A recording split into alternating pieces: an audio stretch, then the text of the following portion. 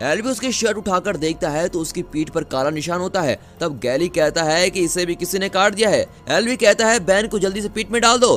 अब थॉमस को कुछ भी समझ नहीं आता कि यहाँ पर हो क्या रहा है। थॉमस एल्वी से पूछता है कि बैन को हुआ क्या है।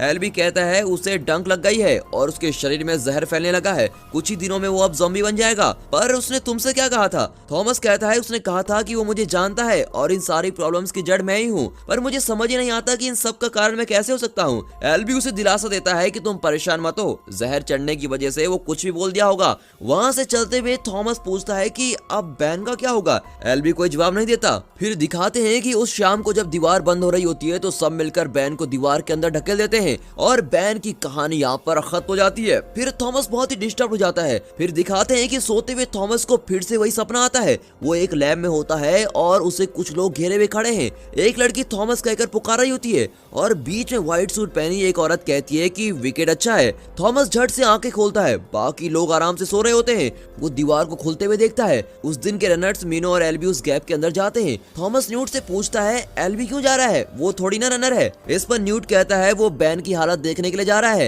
एल्वी पहला आदमी है जो इस ग्रेड के अंदर आया था और उसी ने हम सबको सब कुछ सिखाया है और बहुत ही ज्यादा एक्सपीरियंस है, तुम अपना दिमाग मत लड़ाओ। फिर दिखाते हैं कि बहुत देर के बाद एल्वी और मीनो नहीं लौटे होते हैं।